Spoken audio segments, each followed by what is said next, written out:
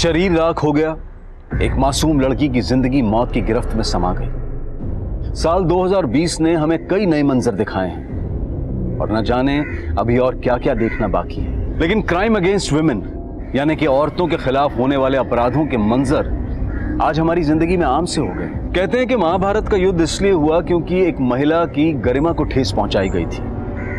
अगर महिलाओं के खिलाफ हिंसा का दौर यूं ही चलता रहा तो आने वाले वक्त में हम कई और महाभारतों के साक्षी बनेंगे।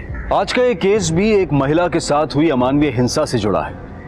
यूपी के कानपुर शहर में घटी ये वारदात कैसे एक नेशनल इशू बनकर उभरी, आइए देखते हैं। कहते हैं प्रतिभा की कोई उम्र नहीं होती। इसी बात को कानपुर के आरपी इंजीनियरिंग कॉलेज के 3 विद्यार्थियों ने साबित कर दिखाया है। इन्होंने यूनिक स्पेस इनोवेशन की राष्ट्रीय प्रतिस्पर्धा के लिए एक थ्योरेटिकल मार्स लैंडर बनाया है। अब ये प्रोजेक्ट स्पेस रिसर्च इंस्टीट्यूट तक भी पहुंच गया है और वहाँ वैज्ञानिकों के साथ मिलकर ये विद्यार्थी रनिंग मॉडल बनाने पर काम करेंगे। रिमी, तुम इस टीम की लीडर हो, कैसा लग रहा है तुम्हें? बहुत प्राउड फील कर रहे हैं। अक्सर छोटे शहरों के बच्चों को अंडरएस्टिमेट किया जाता है। हम उम्मीद करते हैं कि हमारी ये जीत उन सभी बच्चों को प्रेरणा देगी जो छोटे शहरों से आते हैं। मुकुंद, तुम कुछ कहना चाहोगे? मैम, हमें शक था, मतलब हमें यकीन था कि हमें यकीन मैडम, मुकुंद कहना चाह रहे हैं कि हम सब ने बहुत मेहनत की इस प्रोजेक्ट को बनाने के लिए और हमारी पूरी उम्मीद है कि हम जल्दी मार्स लैंडर का मॉडल एसआरए के सामने प्रेजेंट करेंगे। मुकुंद, माइक देख के तुम ऐसे नर्वस हो गए थे जैसे तुम्हारे सामने किसी ने बंदूक रख दी हो। हाँ, हंस लो, लेकिन अगली बार देखना, अगर माइक के सामने खड़े रहेंगे ऐसा फर्राटेदार जवाब देंगे ना कि तुम भी देखते रह जाओगे। ओके। हाँ, देख लेना।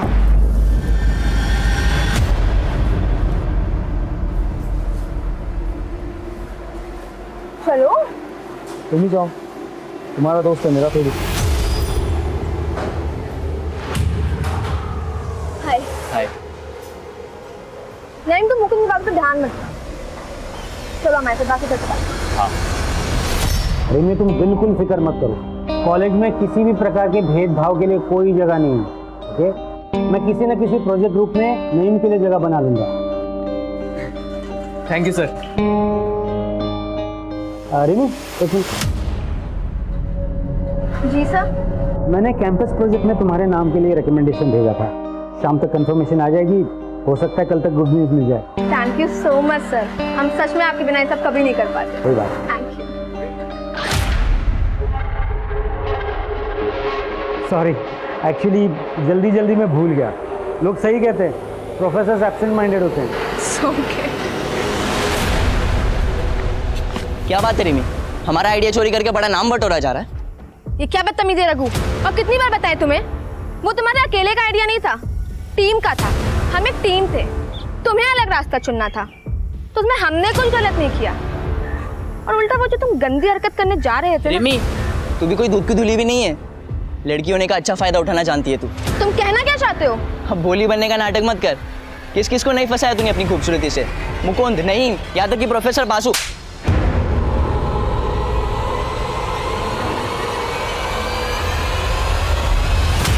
आई नहीं यार अब तक गोविंद। अबे आ जाएगी, सब्र रखो ना थोड़ा। आगे आगे आगे। सही लग रहे हैं? हाँ बिल्कुल, तुम जाओ बात करो। गोविंद का आशीर्वाद है तुम्हारे साथ, आज तुम्हारी सारी गोटियां फिट हो जाएगी। अबे रुको पंकज, गुस्सा देख रहे हो मैडम के नाक पे? आज हमारा क्या, साक्षात गोविंद का भी आशीर्वाद तुम्हारे काम नहीं आएगा। पेशेंस टेस्ट कर लिया यार लड़की ने।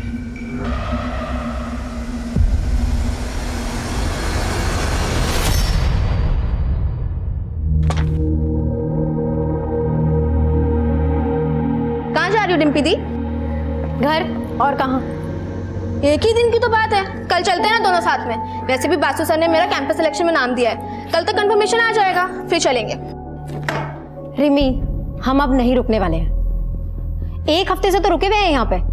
पहले बोल रही थी प्रोजेक्ट हो जाने दो, अब कह रही हो कैंपस सिलेक्शन हो जाने दो। अरे तो इसमें हम क्या करें दी, इतने सारे काम हैं। अब वैसे तुम क्यों इतनी उतावली हो रही हो? तुम्हारे कहने का मतलब क्या है रिमी? हम जानते हैं कि तुम्हारा नाम अखबार में आया है और तुम्हें 2-3 मेडल भी मिले, लेकिन इसका मतलब ये नहीं है कि तुम्हारा काम इंपॉर्टेंट है और हमारा नहीं। हमने ऐसा कब कहा दीदी?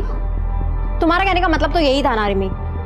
तुम ये बताने की कोशिश कर रही हो कि तुम्हारे पास प्रोजेक्ट है और हमारे पास नहीं। ठीक है, तुमको जो भी समझना है समझो, हमें तुमसे बहस ही नहीं करनी है।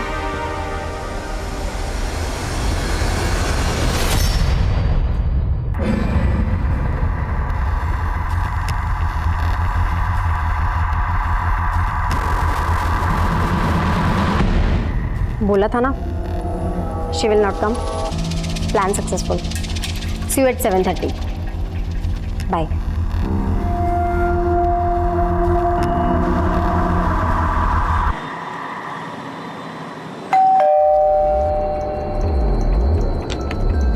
कौन है?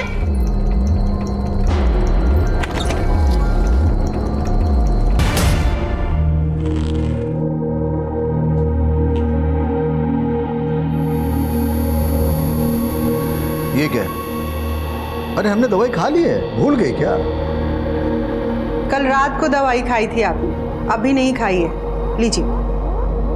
कल रात को खाई थी ऐसा? लीजिए।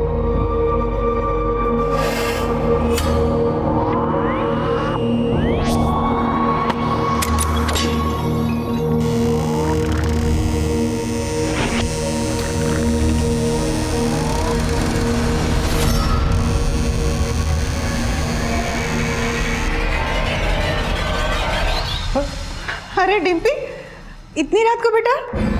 हाँ माँ, बस लेट हो गई थी, लेकिन आप लोग अभी तक सोए नहीं। हम आपको डिस्टर्ब नहीं करना चाहते थे, इसलिए खुद से चाबी खोल के अंदर आ गए। और रिमी कहाँ है? वो उसे कुछ काम था तो वो कल आएगी। अरे तो तुम भी और एक दिन रुक जाती, कल उसी के साथ आ जाती। उसे क्यों अकेला छोड़ दिया? अच्छा आप चिंता मत करिए, हम फोन करके देखते हैं उसको। रिमी रिमी रिमी, इस घर में तो मेरी किसी को कदर ही नहीं, सिर्फ एक ही बेटी है।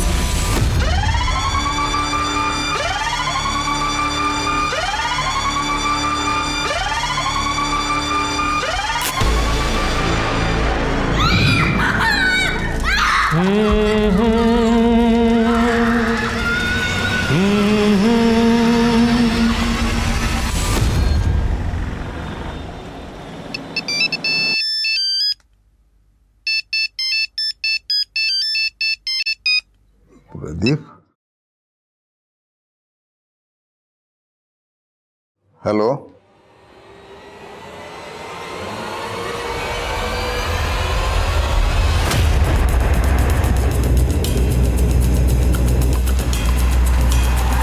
जैन सर, आइए आइए सर। लड़की का नाम रिमी गुप्ता है, उम्र 22 साल, आरके इंजीनियरिंग कॉलेज में पढ़ती थी। लड़की को यहीं पे इस घर में जला के मारा गया है। रिमी अपने बड़ी बहन डिम्पी के साथ यहाँ पे किराए पे रहती थी। फैमिली राजपुर में रहती है, यहाँ पे आने के लिए निकल चुकी है। और सर एक बात है, इसका फोटो अखबार में पिछले हफ्ते आया था, कोई कंपटीशन जीता था इसने। सर अजीब बात है, रिमी के स्टमक और थाइस के बीच की बॉडी को जलाया गया। कातिल का इसके पीछे मोटिव क्या हो सकता है?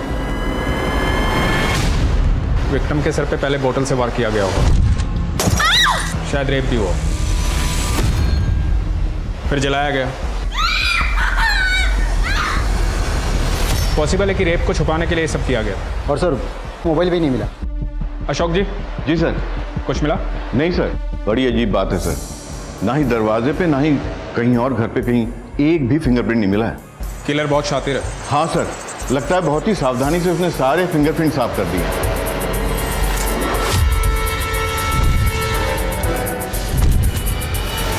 सर इस घर के मालिक प्रदीप शर्मा ने सबसे पहले बॉडी देखी और उन्होंने हमें इन्फॉर्म किया।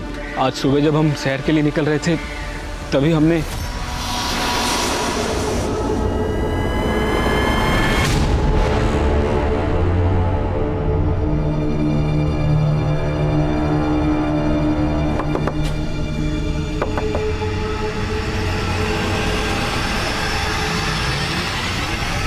कसम से नहीं जानते साहब, किसने किया ये सब? हमारा इसमें कुछ लेना देना नहीं है साहब। घबरा क्यों रहे? घबराता तो गुनहगार है। पुलिस क्या हुआ यहाँ पे? रिमी कहाँ है? रुकिए, आप आगे मत जाइए, रुकिए। अरे आप हमें अंदर क्यों नहीं जाने? हाँ मैं बताता हूँ क्या हुआ, लेकिन आप अंदर नहीं जा सकते। अरे रुकिए, दीजिए ना। रिमी रिमी,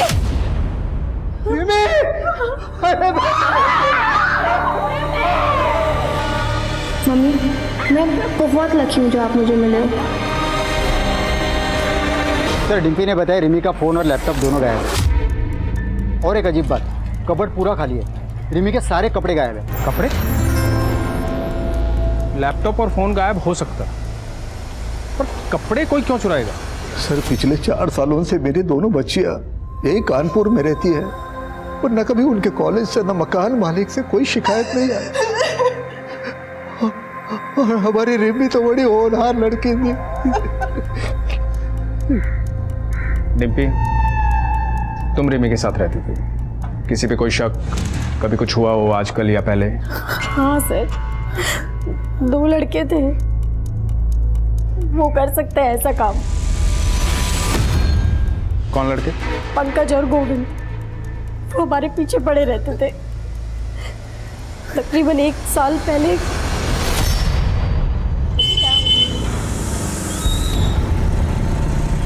धूप में चलोगी तो ढल जाओगी। चलो हम छोड़ देते हैं। अरे लो, अब तो जगह भी बना दी। दीदी तुम क्यों सुन रही हो उनकी बकवास? रिमी, इन लोगों के मुंह लग के कोई फायदा नहीं है। अरे मुंह लगाओ तो सही, तभी तो पता चलेगा कितना फायदा है। अच्छा, उतारो चप्पल, लगाऊं तेरे मुंह? चुपचाप निकल जाओ यहाँ से, वरना अभी पुलिस को कॉल करती हूँ मैं। निकलो। सॉरी मैडम, हम तो डर गए। अच्छा सुनो, प्लान में चेंज है। मीठी वाली को तुम रखो। पक्का रख ले? बिल्कुल रख लो। हम उन लोगों से इतना परेशान हो गए थे कि हमने वो मोहल्ला छोड़ दिया था, और जब हम यहाँ आए तो वो हमारा पीछा करते करते इस मोहल्ले तक आ गए। कहाँ रहते हैं पंकज और गोविंद, जानती हो? हाँ सर।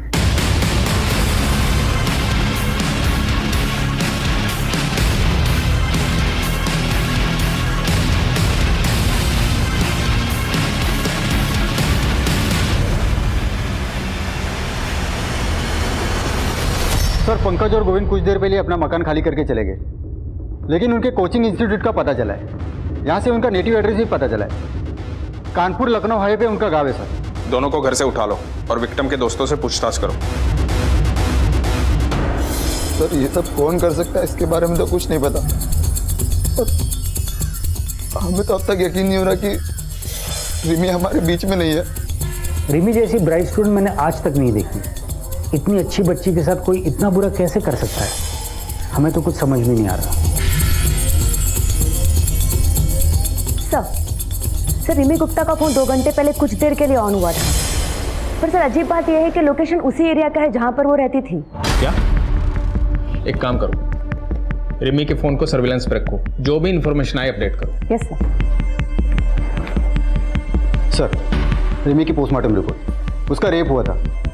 बॉडी में डीएनए के ट्रेसेस नहीं मिले, लेकिन सर फेफड़ों में कार्बन के ट्रेसेस मिले। यानी रिमी को जब जलाया गया तब वो जिंदा था। और रिपोर्ट के मुताबिक रिमी की हत्या रात को तकरीबन 9 से 11 के बीच हुई।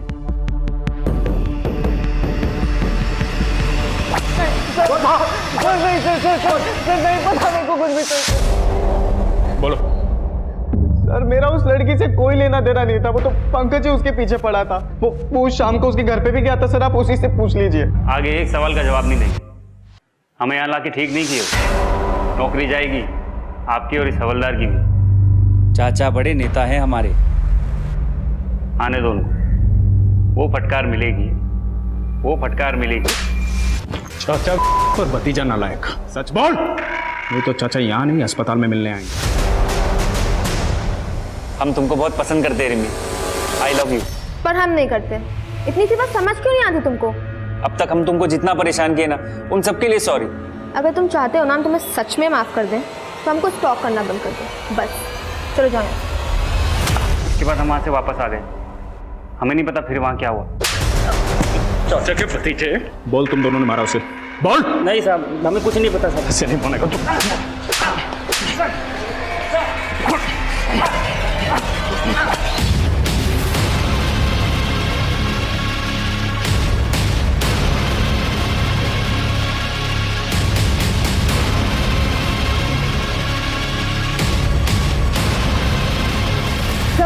रिमी का फोन फिर से ऑन हुआ है।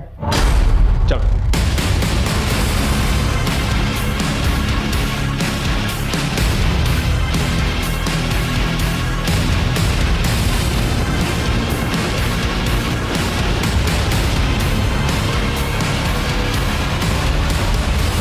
अरे पकड़ो इसे। अरे ये हमारा फोन है, फोन वापस दो। अरे रिमी दीदी का फोन अब हमारा है।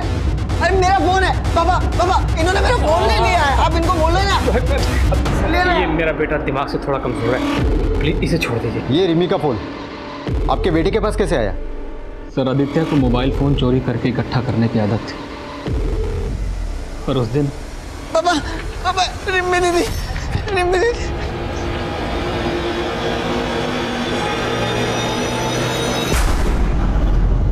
रिम्मी दीदी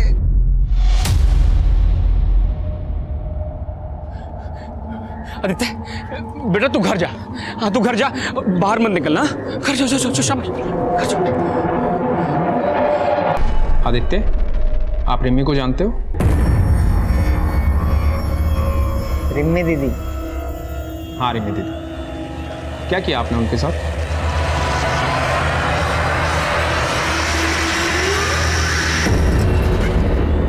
शादी किया, रिम्मी दीदी के साथ शादी किया। क्या हुआ था उस दिन? किसने जलाया उसे? किसी को देखा था वहां? सब जल गया, सब जला दिया। आदित्य देखो। नहीं नहीं नहीं, हाथ मत लगा रहा, हाथ मत लगा रहा, दूर दूर दूर, हाथ मत लगा रहा। बस कीजिए ना सर, देखिए ना हमारे बच्चे की तबीयत खराब हो रही है सर।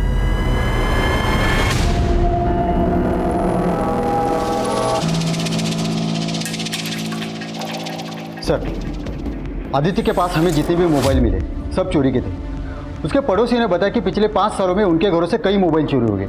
हम ये पता लगाने की कोशिश कर रहे हैं कि कौन सा मोबाइल किसका है। रिमी का फ़ोन अनलॉक हुआ? नहीं सर, हमने आईटी डिपार्टमेंट को बोला है।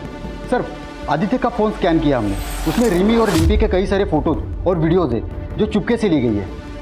ये वीडियो रिमी की मौत के 1 दिन पहले का वीडियो है। पापा इतनी जल्दी शादी क्यों करनी है? एक बार डिम्पी दी का ग्रेजुएशन हो जाने दीजिए, उसके बाद शादी की बात कर लीजिएगा। अरे 21वें साल में ग्रेजुएशन हो जाती है सबकी। तेरी दीदी जो है कुछ महीनों में 25 की हो जाएगी। अब तक ग्रेजुएशन नहीं हुआ उसका, अब कब तक पढ़ती रहेगी? आपने अपने बयान में लिखवाया था कि आप रिमी से 2 हफ्ते पहले मिले थे। ये वीडियो रिमी की हत्या से 1 दिन पहले का है। मतलब आप कहना क्या चाहते हैं? मतलब आप हम पर शक कर रहे हैं? देखिए हम भी पुलिस में थे। आपको ये कहना कि हम ही ने हमारी बेटी को, देखिए हम 2 हफ्ते पहले मिले थे रिमी से।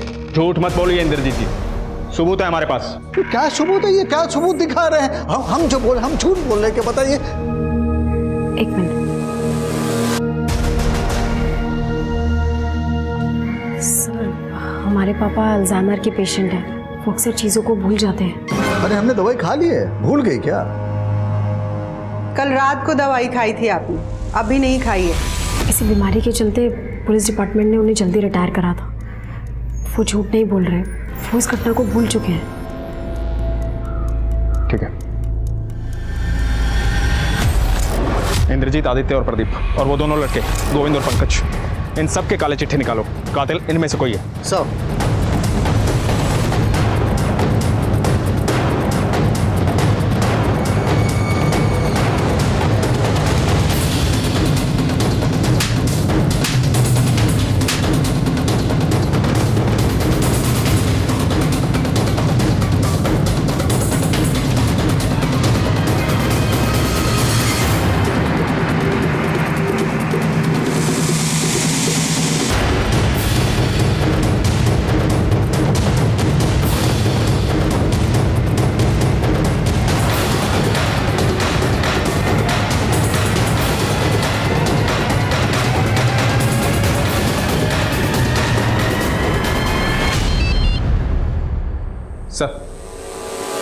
सर हम कोशिश कर रहे हैं सर।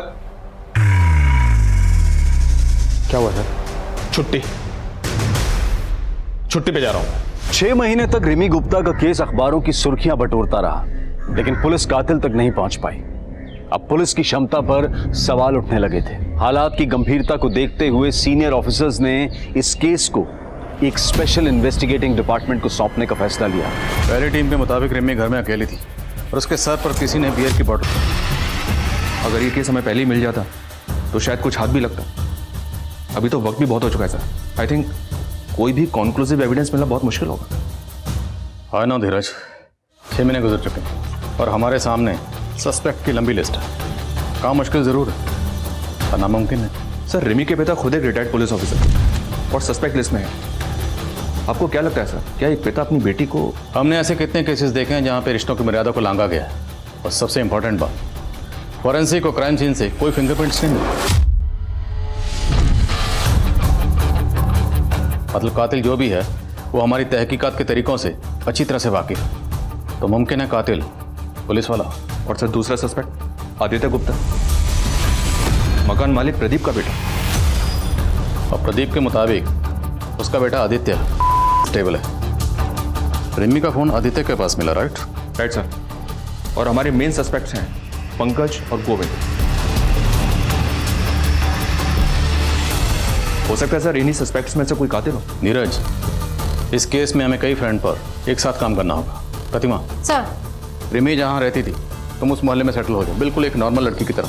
सस्पेक्ट्स के आसपास रहो, हर चीज़ पे नजर रखो, सब्जी वाला, दूध वाला, आयरन वाला, सबकी कुंडली निकालो। इन शॉर्ट, हनुमान नगर में अगर पत्ता भी हिलता है तो उसकी इन्फॉर्मेशन मुझे चाहिए। Okay sir. नीरज, अपने एक आदमी को रिमी के उन्नाव वाले घर के पास सेटल करो। उसे बोलो वहाँ से जितनी इन्फॉर्मेशन निकाल सकता है निकाले। देखते हैं रिमी के कत्ल के तार कहीं उसके उन्नाव वाले घर से तो नहीं जुड़े। सर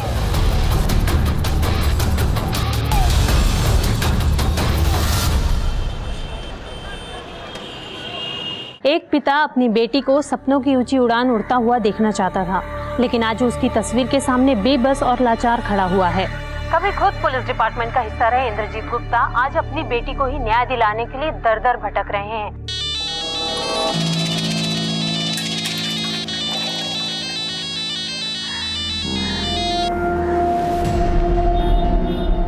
बोला था ना मुझे भी फोन मत करना, मैं खुद से करूंगी।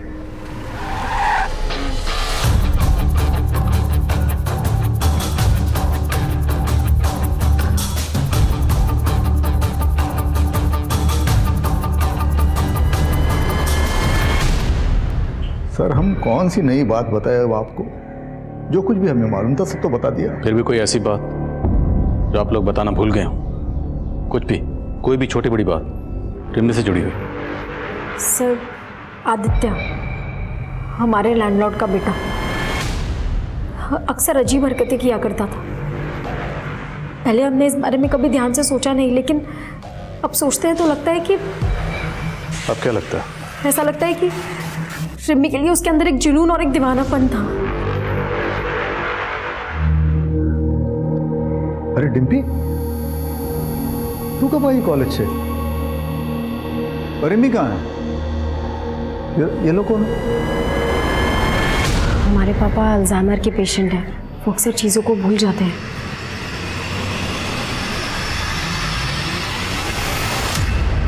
अब हम क्या बताएं साहब कि हमारा बेटा आदित्य कहाँ चला गया।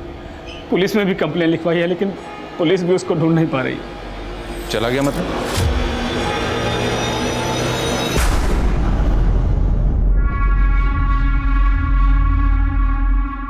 आदित्य बेटा यहाँ कहाँ बैठा है?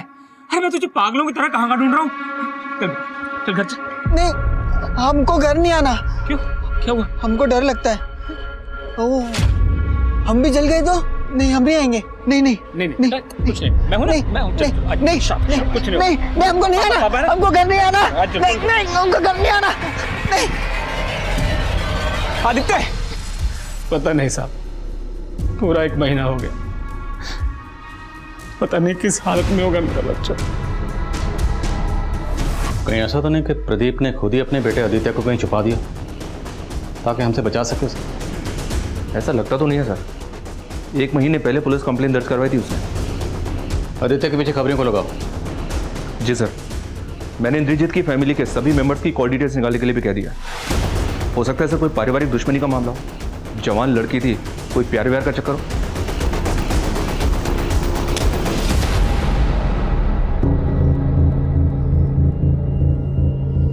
रिमी का कत्ल हनुमान नगर में हुआ जहां पर वो किराए पर रहती थी। उस वक्त उसके पेरेंट्स उन्नाव में थे।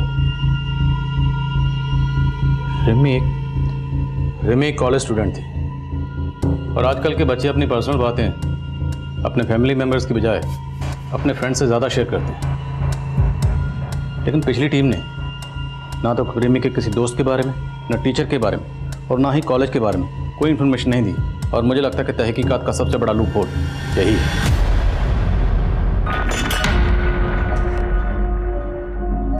रिमी पूरे कॉलेज में बहुत फेमस लड़की थी और मैकेनिक्स में अकेली लड़की थी वो। स्टार्टिंग में सबने उसका बहुत मजाक उड़ाया, लेकिन फिर जब हमारा प्रोजेक्ट मास लैंडर रिसर्च के लिए फाइनल हुआ तब सबकी बोलती बंद हो गई। मुकुंद, क्या कॉलेज में कोई ऐसा है जो रिमी की सक्सेस से जलता था? सर रघु।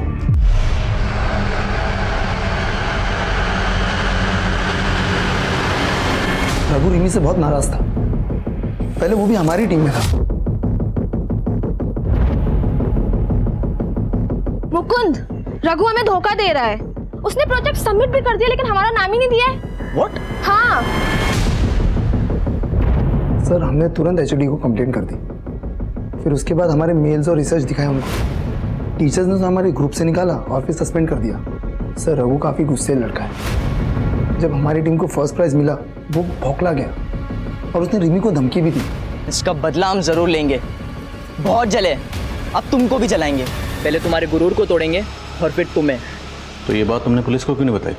सर, वो रिमी की डेथ की वजह से हम लोग बहुत शौक में थे सर। रहता कहाँ है रघु?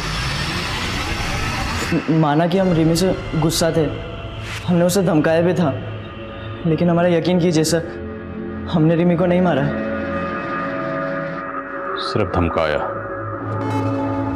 हम भी तड़पे हैं, अब तुमको भी तड़पाएंगे। ये नहीं कहा तुमने? नहीं सर, हमने रिमी को नहीं मारा है सर। सर हमारा यकीन कीजिए सर, हमने रिमी को नहीं मारा है। नहीं मारा है सर हमने। एक इन्फॉर्मेशन मिली है सर, ये रिमी की बड़ी बहन डिम्पी कुछ तो गड़बड़ कर रही है। सुना है सर कि इन दोनों बहनों के बीच काफ़ी अनबन रहती थी। मोहल्ले वालों ने बताया कि जिस रात रिमी का मर्डर हुआ था उस रात ये रिमी के घर को छोड़कर अपने घर चली आई थी और इसको छोड़ने के लिए कोई लड़का आया था। डिम्पी को छोड़ने को लड़का आया था?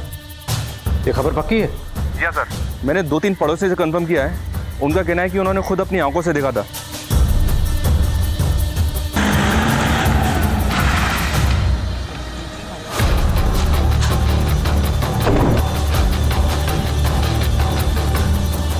डिम्पी, झूठ मत बोलना। कत्ल की रात तुम किस लड़के के साथ थे? सब हम किसी लड़के के साथ नहीं थे। हम तो सीधा कानपुर से बस लेके अपने घर आए हैं। लगता है तुम्हें भी अपने पापा की तरह भूलने की आदत हो गई। लेकिन एक बात याद रखना, जितना ज्यादा झूठ बोलोगी उतना ज्यादा फंसोगी। सर, हम उस रात अपने बॉयफ्रेंड नील के साथ थे। कानपुर से कितने बजे निकले? शाम को 7 बजे। घर कितने बजे पहुंचे? करीबन 12 बजे। तुम्हारी बहन रिमी का कत्ल हुआ 9 से 11 के बीच।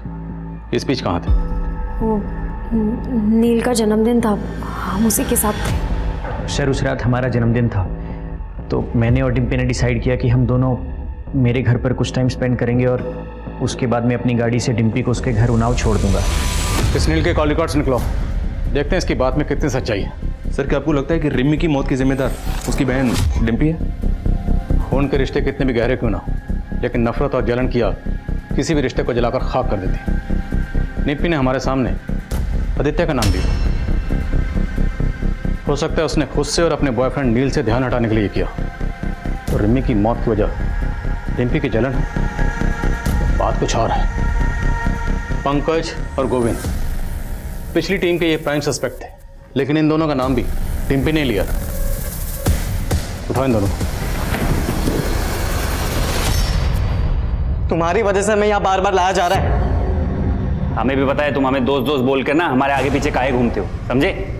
अब ज्यादा जबान चलाई ना तो उखाड़ के जेब में डाल देंगे। क्या बोले बे? क्या करोगे बे?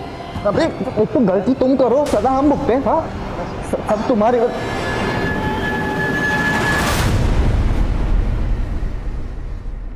ये नौटंकी बंद करो और ये बताओ कि रिमी को क्यों मारा? सर, हम इतने महीने से एक ही बात कह रहे कि हम बेकसूर हैं, हमने इस सब में कुछ भी नहीं किया। एक बात अच्छी तरह से समझ लो, तुम लोगों को तब तक चैन की सांस नहीं मिलेगी जब तक कातिल पकड़ा नहीं जाता। इसलिए सोचो, अच्छी तरह से सोचो। सर, एक लंबा सा लड़का था जिसका रिमी के घर पे आना जाना लगा रहता था हमेशा। और सर, जिस दिन ये सब कुछ हुआ उस दिन शाम को भी आया था वो।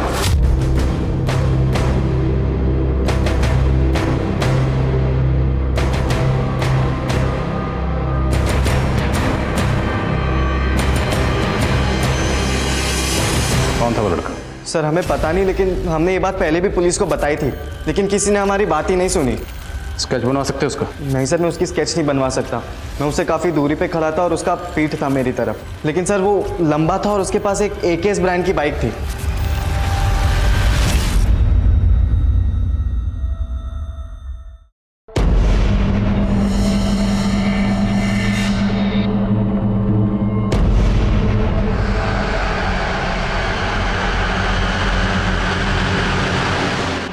संदिग्धों की लंबी लिस्ट में एक और व्यक्ति शामिल हो गया था, जिसका ना तो कोई नाम था और ना ही कोई चेहरा, लेकिन पुलिस पूरी शिद्दत के साथ हर नए उभरते एंगल को टटोल रही थी। एक तरफ पुलिस एक एक कड़ी जोड़ रही थी और वहीं दूसरी तरफ रिमी के परिवार वाले धीरे धीरे अंदर ही अंदर टूटते जा रहे थे। पापा, थोड़ा सा खाना खा लीजिए। नहीं खाना है हमें।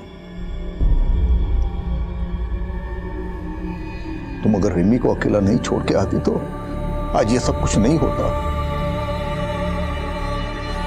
लेकिन इसे आके उस लड़के के साथ आवारागर्दी जो करनी थी, छोड़ा ही हमारी रिमी को अकेला। इसी की वजह से हुआ है सब कुछ, इसी की वजह से। वो खाना खिला रही है हमें।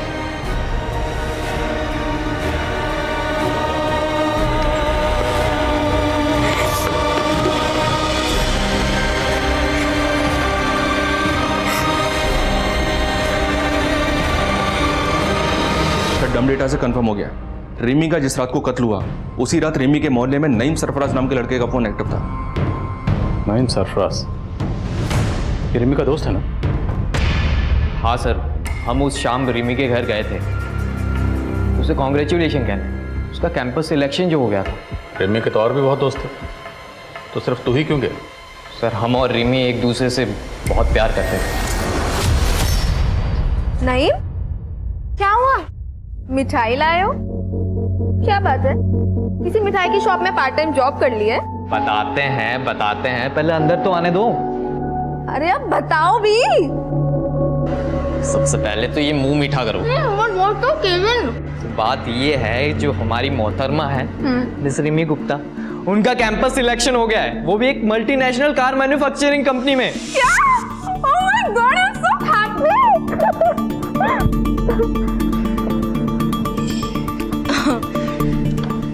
थैंक यू बताने के लिए। चलो अभी तुम जाओ। सुन बे हीरो, अगर तू और झूठ बोलेगा ना तो यहाँ से नहीं निकल पाएगा। अब सच बोलेगा या हम सच बुलवाएं? सर हम सच कह रहे हैं। भाजी ले लो, सब्जी ले लो। बहन जी, हमारे बेटे को काम पे रख लो ना। नहीं नहीं, अब मुझे किसी भी काम की जरूरत नहीं है। रख लो बहन जी, पैसे की बहुत जरूरी है। सब ऐसे ही बोलते हैं। मेरे सामने बैठ के रोता था राजू, देखो क्या हुआ, 2 महीने का एडवांस लेकर भाग गया। अरे सीता दीदी, तुम्हें भी कोई बेवकूफ बना सकता है? ये बात मैं नहीं मान सकती। मैं भी ऐसा ही सोचती थी कि मुझे कोई नहीं बना सकता है, पर ये राजू बड़ा ही चालाक निकला। कौन है ये महान हस्ती? जरा मुझे भी दर्शन कराओ उस राजू के। अरे 8-10 महीने पहले रहने आती ना, तो उस कमीने राजू के दर्शन करा देती मैं तुमको। मतलब 8-10 महीने पहले वो भाग गया? नहीं नहीं, ये कोई 6-7 महीने पहले चला गया था। बड़ा ही लड़कीबाज था।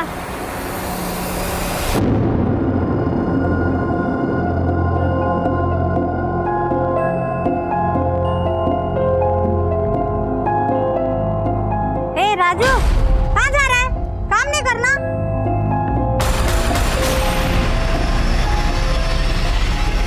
भले ही दावे के साथ कुछ नहीं कहा जा सकता, लेकिन धीरज, फिर भी इस लीड को इग्नोर नहीं कर सकते। लेकिन सर, इस आदमी के बारे में हमें और कुछ नहीं पता है। ना कोई नंबर है, ना कोई एड्रेस है। डम डेटा के डिटेल्स में भी किसी भी प्रोफाइल से मैच नहीं करता। मोहल्ले के सब्जी वाले के अलावा किसी ने इसके बारे में कुछ नहीं बताया। प्रतिमा, तुम श्योर हो वो सब्जी वाली सच बोल रही है? सर इतने नामों को हमने टटोला, इस आदमी को भी टटोल कर देख लेते हैं। एक काम करो, कत्ल के 7 दिन पहले का डम डाटा निकालो, उसमें जितने भी प्रोफाइल्स हैं सारे प्रोफाइल से स्केच मैच करो, शायद कुछ मिल जाए। और मोहल्ले में भी सबको ये स्केच दिखाओ, शायद कोई क्लू मिले।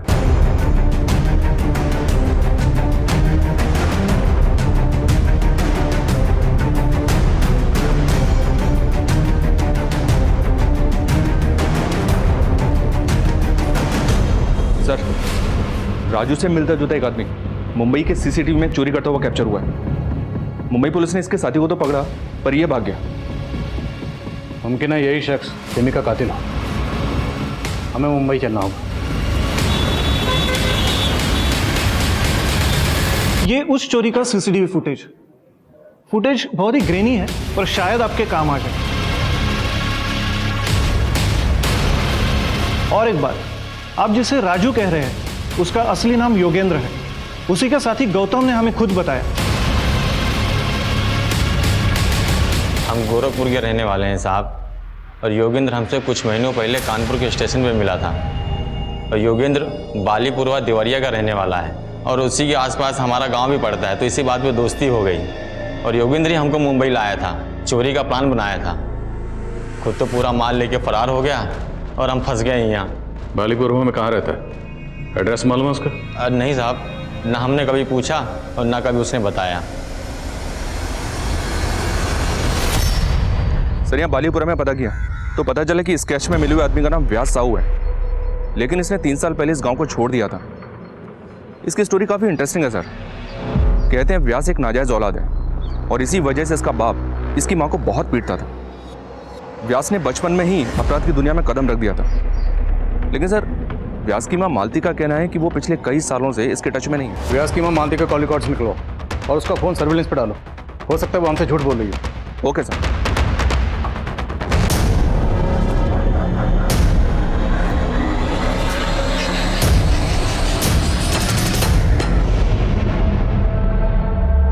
सर, व्यास की माँ मालती को लखनऊ से एक नंबर से 3 बार कॉल आया है।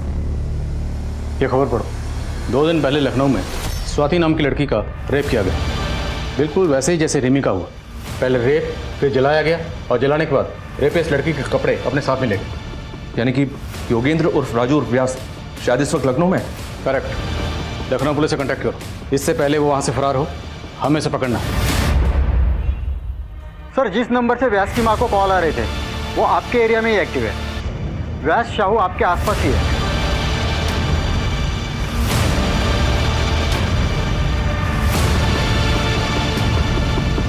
सर, वो आ रहा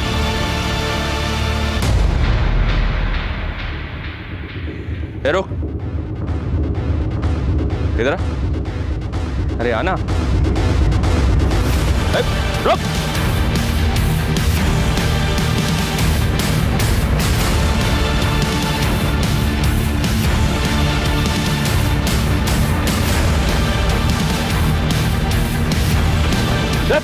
उधर। राजू उर्फ योगेंद्र उर्फ व्यास साहू, बहुत शौक है ना तुझे लोगों को तड़पाने का। अब तू तड़पेगा।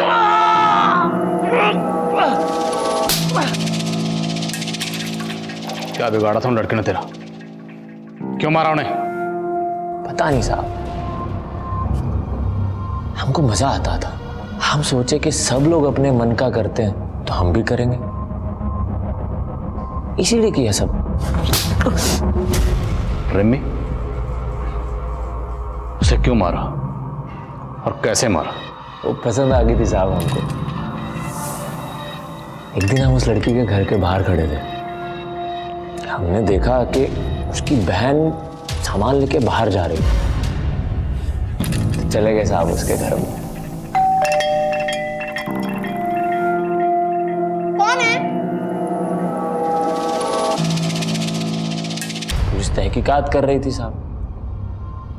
तो हम कुछ दिन के बाद की ट्रेन पकड़ के मुंबई पहुंच गए। तो कानपुर स्टेशन पे हमारी मुलाकात हुई गौतम से। हम दोनों ने मिलकर खूब चोरियां की साहब। तो जो कीमती सामान चुराता था उसका क्या करता था? वो तो हम लोकल चोर बाजार में बेच देते थे साहब। और वो लड़कियों के कपड़े वो क्यों चुराता था? खुशबू आती थी साहब, हमारे शिकार की खुशबू। लड़कियों के कपड़े ओढ़ के सोने का मजा ही अलग है साहब। अब तुझे मजे हम दिलाए।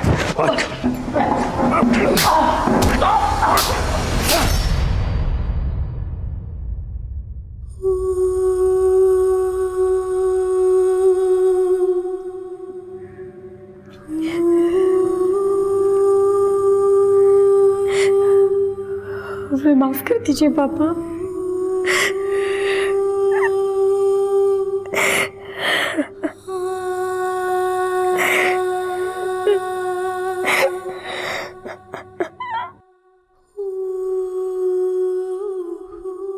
व्यास से आगे पूछताछ करने पर पुलिस को कई चौंका देने वाली जानकारियां मिली। व्यास ने अलग अलग शहरों में 10 लड़कियों का बलात्कार और कत्ल किया था। उसके घर से तकरीबन 200 लड़कियों की ड्रेसेस बरामद हुई। व्यास की मानसिक स्थिति की भी जांच करवाई जा रही है। आदित्य के पास रिमी का फोन कहां से आया, यह भी एक राज बना हुआ था।